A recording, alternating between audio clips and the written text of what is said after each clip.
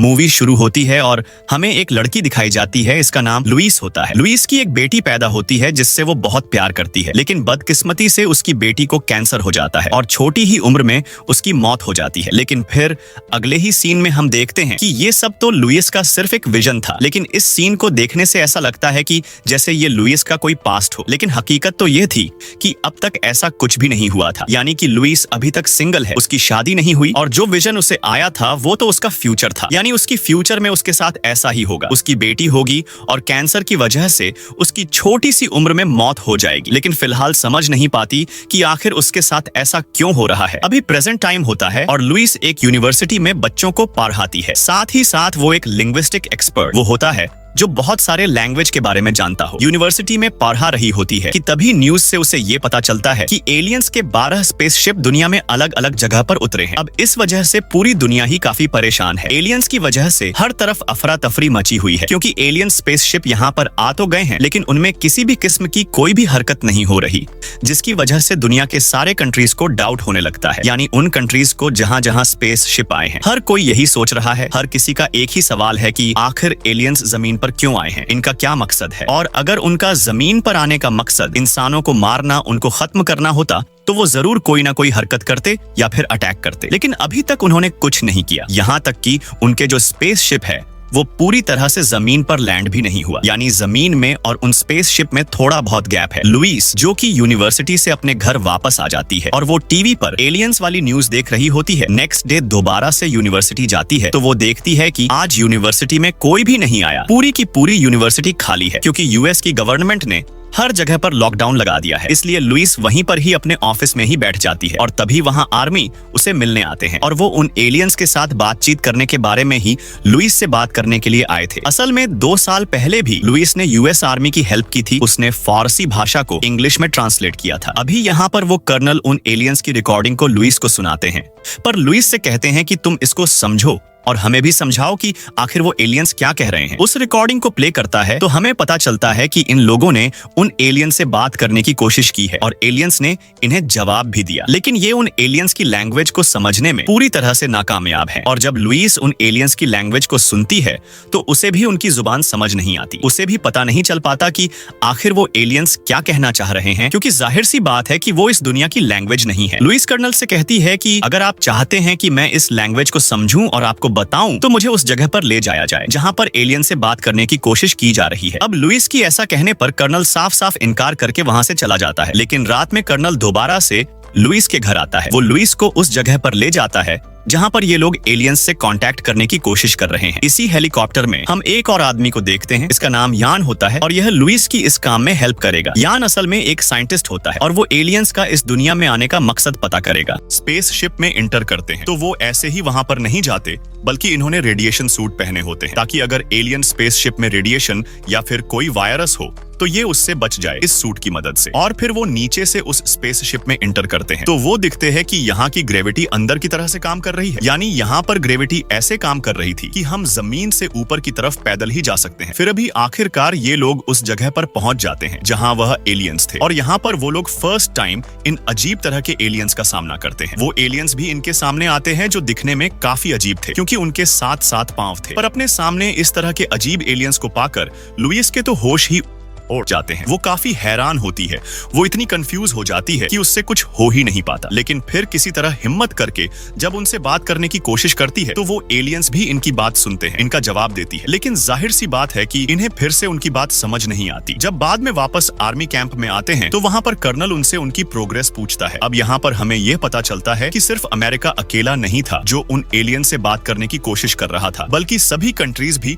उन एलियन से बात करने की कोशिश कर रही थी। अब तक यह सारी कंट्रीज एक दूसरे से जुड़ी हुई थी। ये सब एक होकर उन एलियंस से बात करने की कोशिश कर रहे हैं। इन लोगों का सवाल है कि आखिर वो एलियंस जमीन पर आए क्यों है, उनका क्या मकसद है। अगले दिन जब दोबारा लुइस एलियन से बातचीत करने उनकी स्पेसशिप में जाती है तो इस बार वो अपने साथ एक व्हाइट बोर्ड भी लेकर आई होती है ताकि वो उनसे रिटन फॉर्म में कम्युनिकेट कर सकें, यानी उनसे बात कर सकें। जब वो उन एलियंस से बात करती है तो सबसे पहले वो व्हाइट बोर्ड पर ह्यूमंस लिखती है, यानी कि हम लोग इंसान हैं। तब उनमें से एक एलियन इस बात का जवाब देने के लिए वहां पर एक सर्कल बना देता है। तो ये देखकर हम ये बात समझ पाते हैं कि इन एलियंस का भी रिटन फॉर्म में कम्युनिकेशन करने का एक अपना ही तरीका है, लेकिन उनका रिटन फॉर्म में बात करना और उनकी लैंग्वेज हमसे बिल्कुल अलग है। यानी कि जैसे हमारे रिटन फॉर्म हमारे शब्द होते हैं, तो वैसे ही उनकी रिटन फॉर्म सर्कुलर में होती है। जब ये लोग वापस ही कैंप में आते हैं तो सर्कुलर सिंबल को समझने की बहुत कोशिश करते हैं, लेकिन इतनी कोशिशों के बाद भी नाकामयाब ही रहते हैं। फिर अगले ही दिन जब वो दोबारा से उन एलियंस से बात करते हैं, तो इस बार इस व्हाइट बोर्ड पर अपना नाम लिखती है, यानी कि मेरा नाम लुइस है। लेकिन फिर वो अपना रेडिएशन सूट उतारकर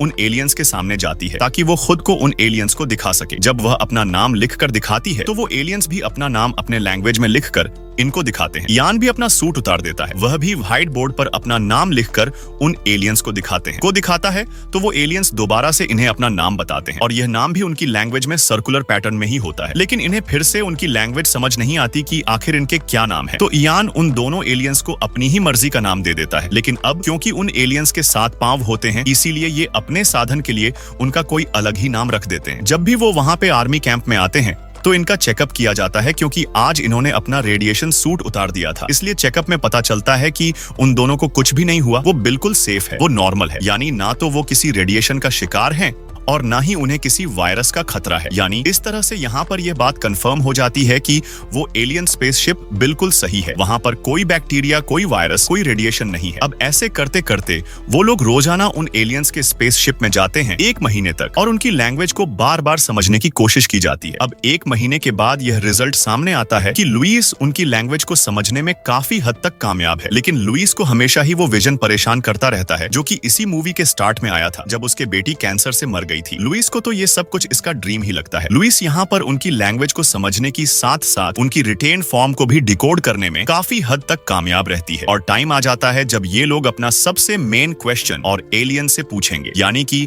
उन एलियंस का जमीन पर आने का मकसद क्या है। अगले दिन जब लुइस उनसे यह सवाल करती है, तो वो जवाब में फिर से एक सर्कुलर पैटर्न बना देते हैं। डिकोड करने पर लुइस को ही पता चलता है कि वो एलियंस कह रहे हैं यूज वेपन। अब लुइस को यहाँ पर लगने लगता है कि शायद उसे सर्कुलर पैटर्न को समझने में गलती हुई है, या फिर एलियंस की लैंग्वेज में वेपन का कुछ और ही मतलब होगा। लेकिन उधर कर्नल को यह लगता है कि जैसे वो एलियंस यह चाहते हैं कि हम उनके साथ जंग करें और वो एलियंस हमें मारते हैं। लेकिन लुइस का अभी भी यही कहना था कि शायद मुझसे कोई गलती हो गई है उस सर्कुलर पैटर्न को समझने में। जब बाकी कंट्रीज को ये बात पता चलती है कि उन एलियंस ने वेपन्स को यूज करने के लिए कहा है, तो हर तरफ डर फैल जाता है और सबको लगने लगता है कि अब वो एलियंस इन पर जरूर हमला करेंगे। और अब तक जो सारे कंट्रीज एक दूसरे से कांटेक्ट में थे, यानी जो एक होकर अपना काम कर रहे थे, वो अब एक एक करके अपने ही तौर पर एलियन से निपटना चाहते हैं। सबसे पहले चीन सारी कंट्री से अपना डायलॉग तोड़ लेता है और अपने तौर पर एलियंस पर हमला करने की तैयारी करता है। चीन को देखते हुए बाकी कंट्रीज भी